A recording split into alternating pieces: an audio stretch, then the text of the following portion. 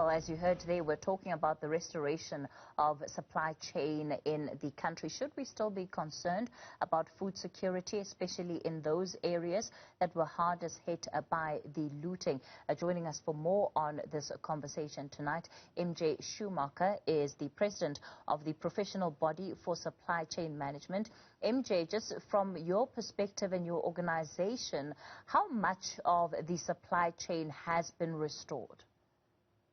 Hi, Kathy. Thanks for the invitation this evening.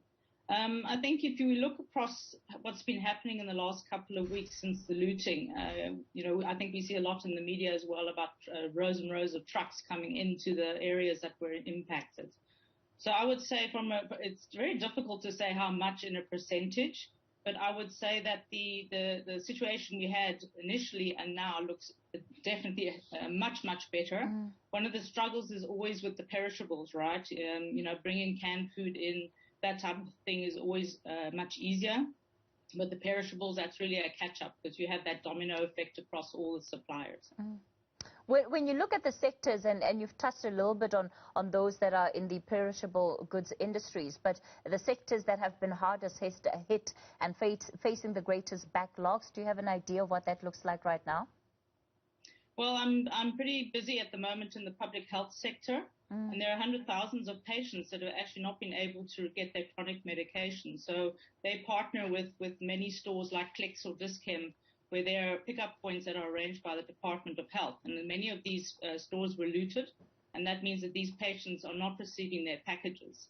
Luckily, not all the packages were stolen or destroyed, but of course they have to be returned. You cannot just pick a package off the ground and give it back to a patient. All of this has to be repacked and redistributed.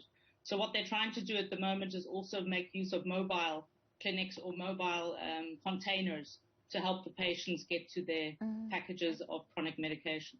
MJ, everybody's really just trying their best to rebuild it and almost move on from the moment. But it's quite difficult to do that when we are still very much aware, at least of what the president said has been anything to go by, that the threat that the country faces is not quite over. So within that context, as an industry, how are you working now together with government to ensure that, supply chain is not disrupted again? Are you having to adopt additional security measures? Yes, certainly. I've been working actually with the Port of Durban, and you see there's a lot of going on there with Transnet as well, where they've been requesting if goods are able to be offloaded, that they're requesting the Army and SAPS to actually create a convoy to ensure that the food security is there, and also for any goods that are coming in from an import perspective. So that is still a very, very big struggle. It's very real. Private sector and the government have to work together. They have to make sure that the foods and any other goods get safely to those areas. So there's certainly partnership happening there. And in some of the forums that are in, I can see that everybody's on board working day and night to try and get this back on track. But in a supply chain, there's always the domino effect, right? Normally in store and maybe in your warehouse, you have one to 3 weeks worth of stock, depending what the product is, because you can't stock yogurt, for example, for 3 months or even 3 weeks. So that all has to be managed and redistributed. And you did see that many trucks came in from other provinces. So that means that the retailers and the logistic companies are all talking to each other and having that planning session together to see how they can do this in the quickest way possible. And supply chain, I think, has proven themselves that it all happened quite quickly, especially for the urgent foodstuffs that were needed.